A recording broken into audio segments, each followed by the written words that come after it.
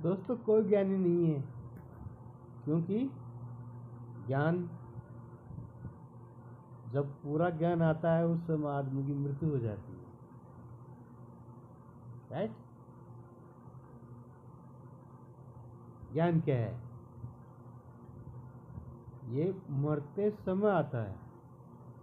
तो हम जिंदे लोगों को क्या मालूम चलेगा कि क्या ज्ञान है?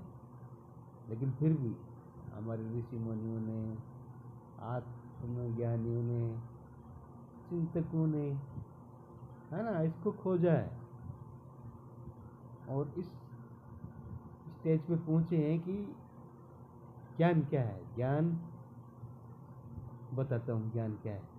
ज्ञान ये है कि आदमी का तीनों लोकों में कोई भी सच्चा साथी नहीं है। क्या?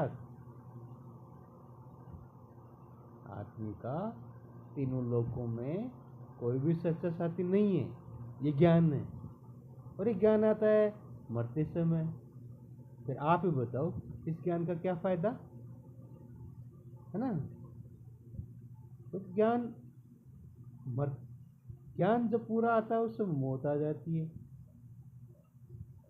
फिर ज्ञान का कैसे पता लगेगा कि हम ज्ञानी हैं?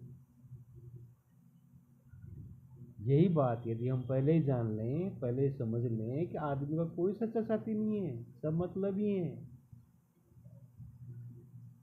तो हम महसूस कर सकते हैं, आगे का रास्ता निकाल सकते हैं, जी सकते हैं। परंतु जब ये ज्ञान मरते समय आएगा तो फिर हम भला क्या कर पाएंगे बताओ? इसलिए कहता हूँ आदमी का कोई सच्चा साथी नहीं है, ये ज्ञान है।